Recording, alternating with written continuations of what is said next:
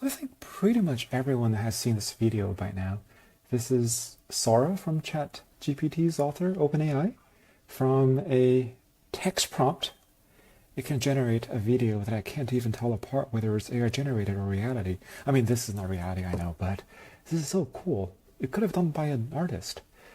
So I think, like many of you, we want to understand how that could happen, right? How that's been made, how the model can be tuned to be such performant.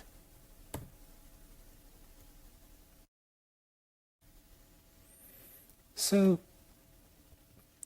the first question I'm asking is, before an AI can create a video, how does it perceive a video first so that it can understand it and then recreate it? So of course I looked at the technical report released by OpenAI, and the key element they have been referring in their technical report is patches, space-time patches.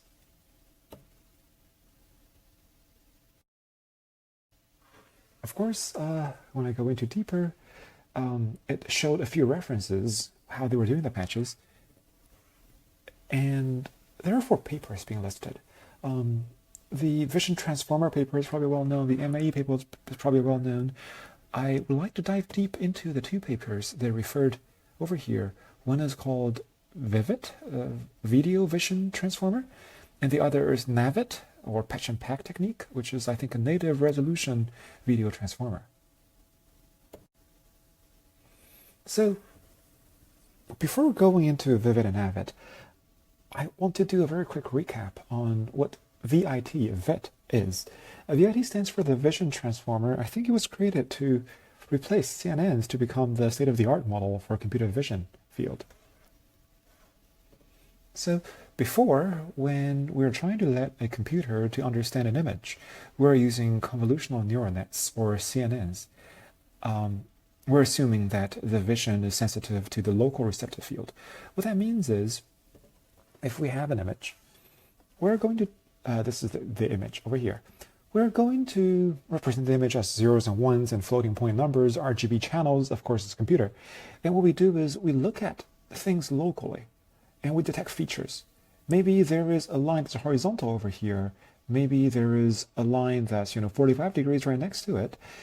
And maybe if we pass these little features down to the next layer, then maybe we'll see maybe there's a circle over here.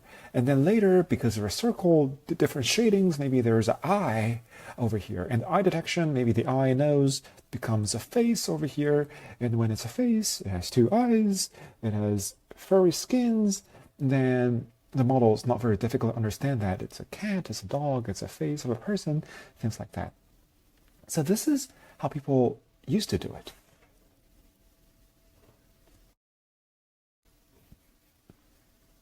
The next thing that came into play is, because CNN has this local receptive field, and we know that may not be true. For example, I don't know, just imagining a photo of someone throwing a frisbee and the dog is looking at someone. The dog's attention span may not be localized. It may just be looking at something very far away. So the local receptive field is useful, but has some limitations. The inducive bias is causing some limitations to the CNN itself, which is also the same reason that's making it so efficient. So the transformer then was introduced. The concept of a transformer in natural language model is that a word will be looking at not only its neighbors, but all different words in the sequence and decide which word it's going to pay more attention to. So converting to video, this is what that means. We have an image and we are going to break it down into many little patches right here. There's a upper left patch, there's lower right patch. There are all these patches. And we are going to linearly project those patches into tokens, and which is just, it's like a word, right? A token is a word. Then we're going to go through the transformer encoder, which is going to look at the relationship between this patch and every other patch to ask, hey, are you related to me? And what about you? And they ask all kinds of questions, and they combine the context information together and output it at the end of the encoder.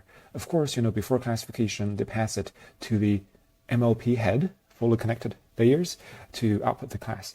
So this is the key. And if you look at what's in this model, it's exactly the same thing we have seen that's used to process languages.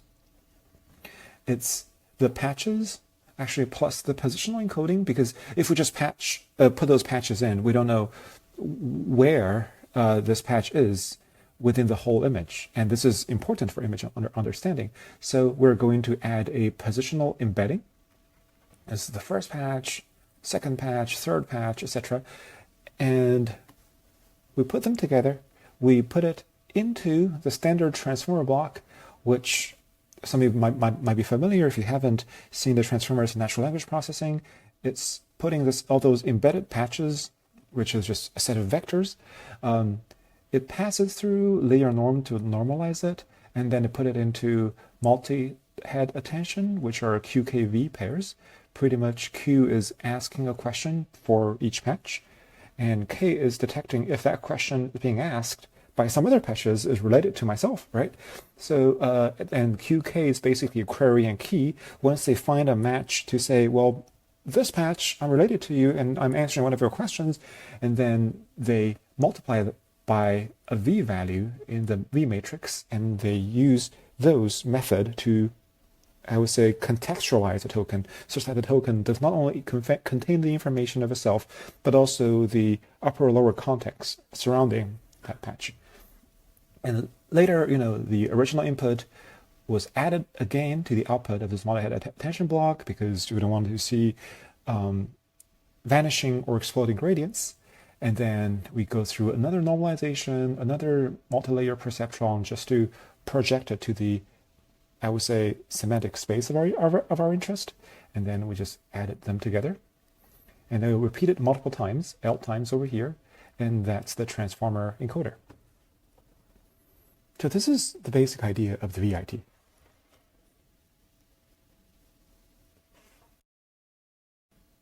So that is a very brief history of how we're coming from CNN to a transformer, a vision transformer.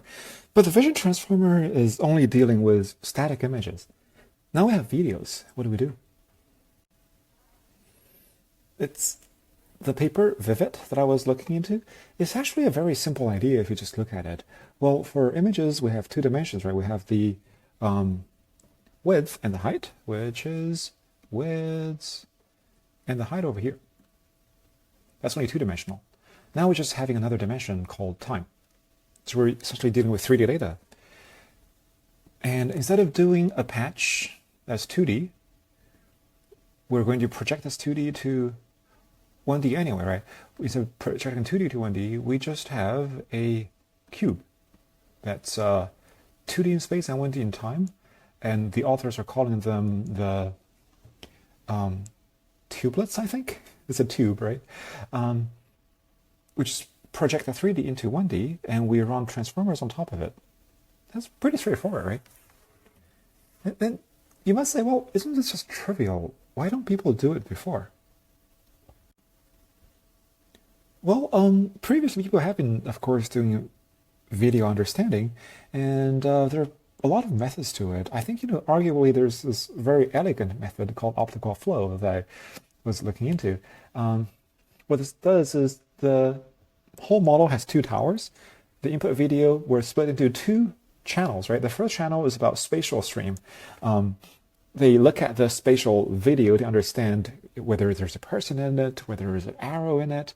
This is pretty standard, just CNNs. And the other is focusing on the temporal component of the flow, where they are looking at the trajectory of the hand moving. Are they moving up? Are they moving down? What are their X and Y components? And these two separate convolutional neural network only combines at the end and predicts a class. And I'm going to go deeper in this temporal stream component because you use something called optical flow. Optical flow is pretty interesting. If you look at these two frames of the image and we focus on those green little boxes, what's happening is that person is trying to pull out an arrow. And that pulling moment, if you zoom in, is a hand moving upwards to the right, right? So you can see all those intensity of the velocity, and you can use those information. And this method works very well. You might say, hey, why don't they use the method you were talking about in the previous slide directly? Well, they actually tried, right? They actually tried to put them on the convolutional neural network. This is not going to be the focus of this note, but you can see that it's a paper I found a while ago called A New Model in the Kinetics Dataset. This is actually something they considered. It just doesn't work very well using just a 3D ConvNet. They also tried LSTM two-stream model, which is what I just mentioned, and a fancier version of two-stream, and the two-stream 3D ConvNet. There are many different methods that we just talked about. Actually, what I talk about is not the two-stream model. It's a more complicated version of the two-stream model over here. And we have the transformer, and that's what changed the whole game. So, how do transformers do? So this is something I've been taken from the paper, that they have all those tubelets they extracted, they embed them to tokens by linear projection. And then we have the token embedding, and they added positional embedding. I am pretty sure they also meant to say this is also temporal embedding plus all these. And they pass these to a standard transformer block, which is seen on the ViViT, right? It's pretty standard. That's the same thing. So this should work pretty well. Obviously, the authors found some issues in them, and they only called it the model number 1. Why is that? Because this method, if you think about it, let's say I'll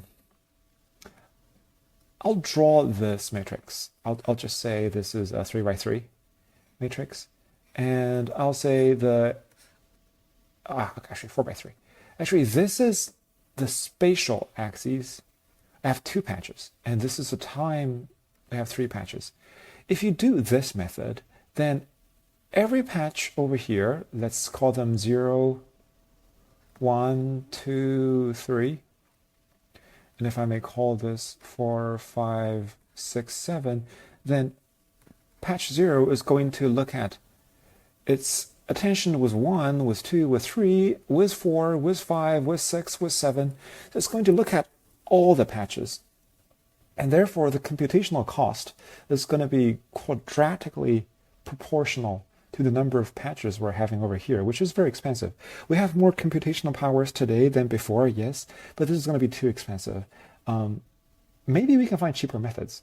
So the authors proposed method number 2 called Factorized encoder, number 3 called Factorized self-attention, and number 4 Factorized dot product. Let's go into it and see what each of them means. But something you can keep in mind is all the latter 3 methods are created on top of number 1 to reduce computational cost. So this is the method 2, the factorized encoder. So what it does is, instead of just doing the attention on space and time altogether, it's going to look at all the encoders for spatial first, and then look at all the encoders on the temporal component second. So what it means is, to my understanding, and please let me know, because I checked some of the raw code online to understand this. If my understanding is different from yours, please leave a note and let me know. So again, we have our examples. Let's say this is spatial, this is temporal. What could happen here is, first of all, we're looking at every time, well, not frame, but time blocks, right? For every block, we are going to look at the spatial attention only. I'm only going to look at attention across all the neighboring tubelets or neighboring patches, embeddings, at the same time as happening together with me. So this first encoder only deals with the spatial information. And after that, I'm going to have some new tokens with enriched contextualized information. And then what I'm going to do is I'm going to run another attention that's going to be temporal.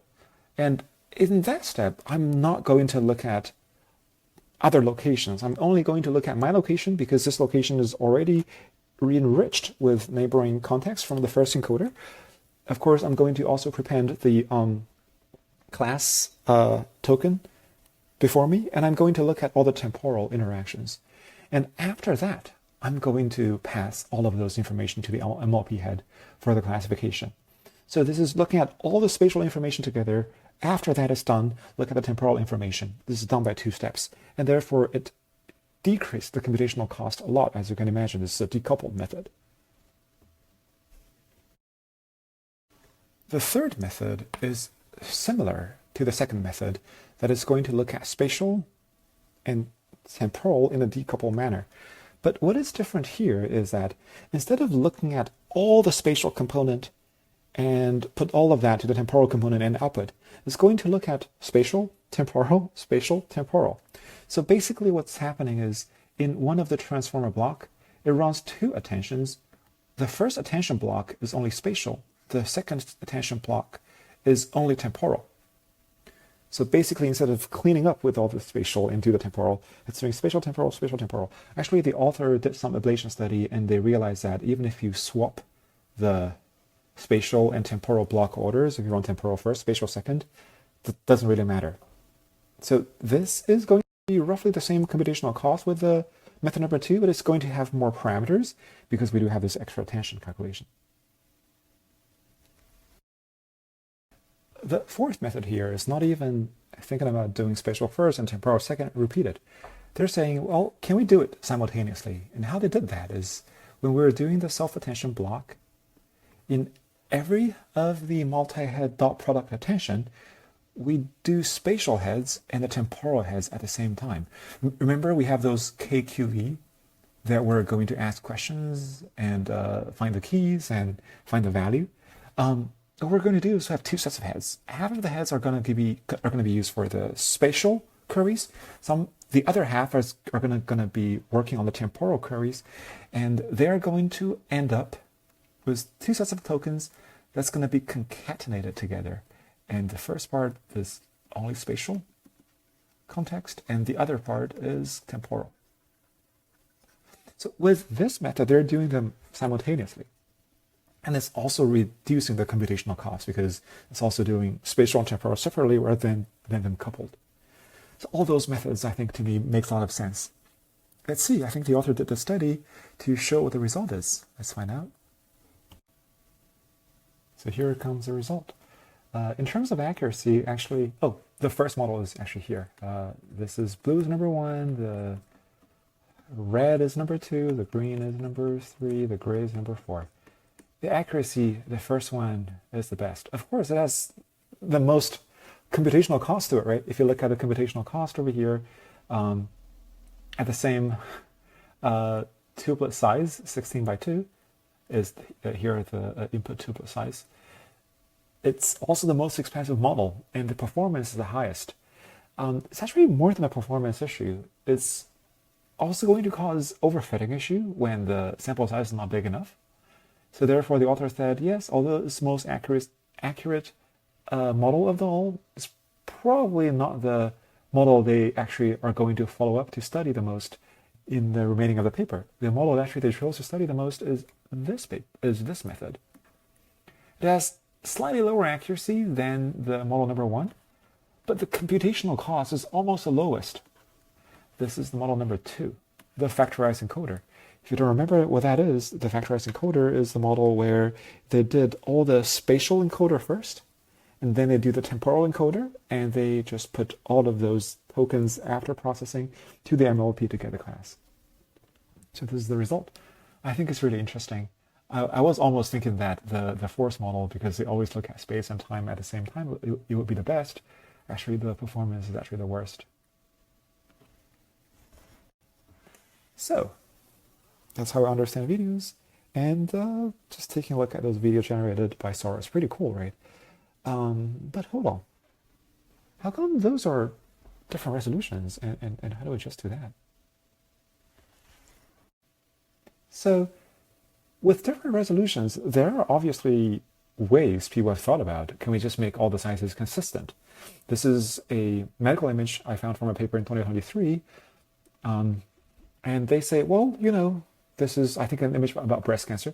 Can we just make it all the same size by resizing it?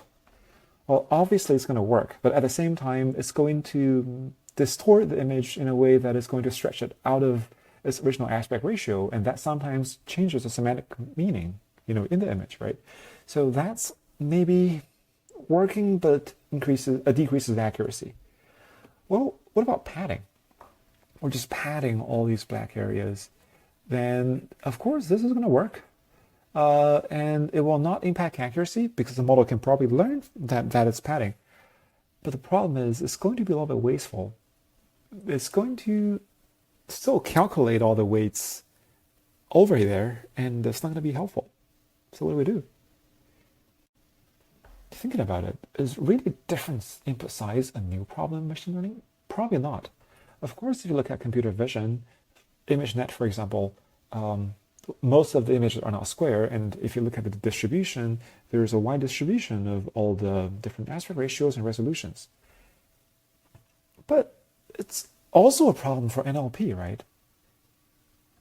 For example, if you look at all the different data sizes, none of the sequences, a sentence, of course, there's no guarantee 2 sentences are going to have the same size. And what people have been doing is they're packing it into the same sequence. It's called example packing. What they do is, maybe this is a long sentence, it'll take a message of itself, or it'll take a sequence of itself. This is a set of 3 shorter messages, and they can pack to be a long sentence. And this one is 2 sentences. We don't have enough space to pack the 3rd short sentence, so we'll just have a few padding tokens at the end. They're still padding, but at least not that expensive. And they have ways to deal with all the self-attention to make sure within one sentence it's only going to still attend its siblings in the same sentence rather than cross-attending into other sentences. So there are ways to do that. And obviously NaViT, which is the second paper we're going to talk about, the patch and pack NaViT, native resolution vision transformer, I believe, did the same thing. They just packed all those images over here. Within one sequence, we have image 1, image 2, and image 3. And of course, there will be some padding. But just make sure when they are doing pooling, if they need to do pooling, I think in some of the model variants, instead of doing a classifier token, they used attention pooling to get the classes. So when they're doing pooling, they're going to have different pooling tokens within that sequence of itself. Or self-attention. They have self-attention only querying the siblings in its own sentences. And data pre-processing, when they're dropping tokens, they first patchify, and then when they drop tokens, they drop at a probability of all of these. The benefit of that is actually in the training data, you can see different ratios of dropping rate naturally in the training set itself. So that's what the NaViT paper did. So how does it work? How well does it work, actually? It's actually working very well. Just, even beyond supporting native resolutions, it's more efficient. If you look at this, this is the pre-training accuracy versus training cost. This is the fine-tune accuracy versus training cost. You will see that at the same accuracy level, it's basically 4 to 5 times faster when you're packing multiple examples into one sequence versus just, having a fixed sequence. And of course, and this happens both in pre-training and training. Or in other words, with a given cost, the model can be much more performant in the packed methods. Also, it's very convenient over here that the x-axis over here is the inference cost. The y-axis here is the accuracy. So it's making the serving much more convenient and continuous. What I mean by that is, well, if you have a super expensive model like this one, yes, it can have high accuracy at a very high computational cost. Or you can downsample the image. Maybe you can have the model to be cheaper, but the accuracy drops drastically. With the NaViT paper, what you can do is you can have a very continuous curve because it's natively supporting different ranges of resolutions such that you don't have to choose a different model. You can have the same model to deal with all different resolutions. And that's a huge benefit. You can do the trade-off at a continuous spectrum. There is one challenge we need to solve over here, which is how do we do the position embedding? So in the traditional ViT, let's say, because everything is the same resolution, it's much easier, right? We have 1, 2, 3, 4, 5, 6. So we just say, I'm embedding the patch number 1, number 2, number 3, number 4, number 5, number 6. But if you have different aspect ratios, you have different resolutions, then the number 4 in something could be right below number 1. And in other cases, number 4, for example, over here, would be, quite far on the right than the number 1. So to deal with this problem, the author decided to do X and Y differently, or separately. X is from 0 to 2, Y is from 0 to 3, and what they're going to do is they're going to find X embedding, Y embedding, and then combine them together. How do we combine? You can do addition, you can do multiplication, there are different ways, but the core is we do them separately and then pull them together. So this is one way. And this is using the absolute coordinate method. This method also has its own flaws. For example, we have 0 to 2, I have 0 to 6. What if the next time I have a big image where the x-axis could be as high as, 15? Then we're extrapolating our embedding, right? And this could be a problem. So how do we deal with that problem? One way to deal with this problem is just that we cap the max coordinate at 1.0 or 100%. So whatever we do, we won't have maxing out or extrapolation of the coordinate embedding. This is working very well, right? But there is one tiny problem, which is, it's not preserving its aspect ratio. The x-axis 50% to 60%, let's say, could be quite longer than the y-axis 50% to 60%. So this aspect ratio is not preserved. Is this a problem? We don't know. Is there a method that we can fix this? So one thing we can do is, why don't we just find the max edge length to be 100%? For example, this picture is wider than taller, right? So we're going to just say this is 100% on the x dimension, and the y dimension max is just 71%. So this is also a method that's not having extrapolation problems, but also is preserving the aspect ratios. So the authors compared all these three methods, and they're going to show us the data. So this is the result. Note that this is an ImageNet 10 shot accuracy. So take it with a grain of salt because it may behave differently on different data sets. What the author found out is they compared the absolute coordinates, which is 1, 2, 3, 4, 5, 6. It seemed like it's working not too bad, just working fine. And the fractional coordinates that we just talked about, the maxing out to 100%. And they added one Fourier method. The Fourier method is basically a little bit like the sinusoidal encoding we've seen in the traditional transformers, but with the coefficients to be learned. I think this is first used in NERF papers.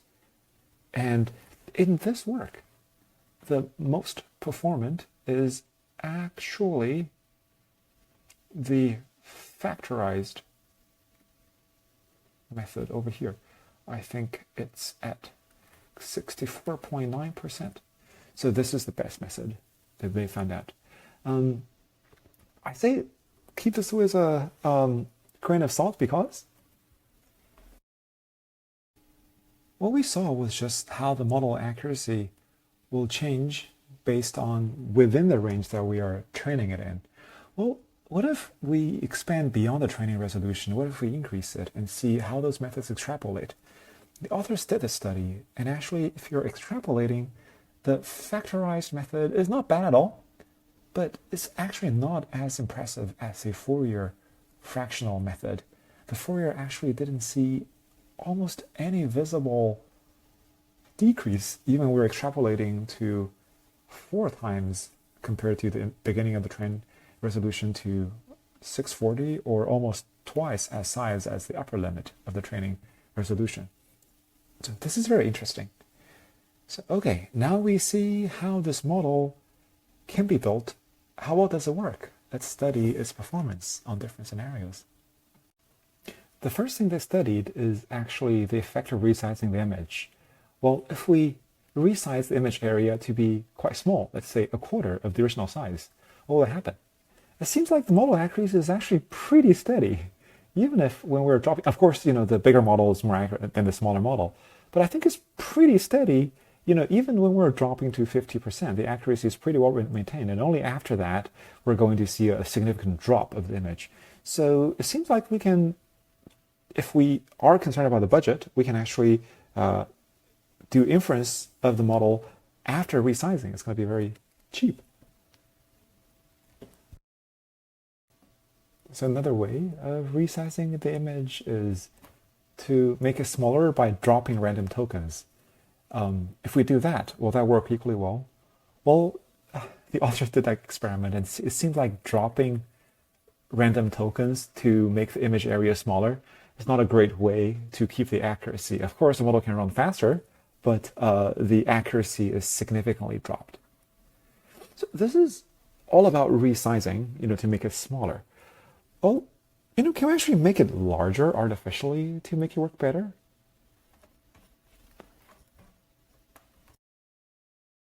The authors actually tried that.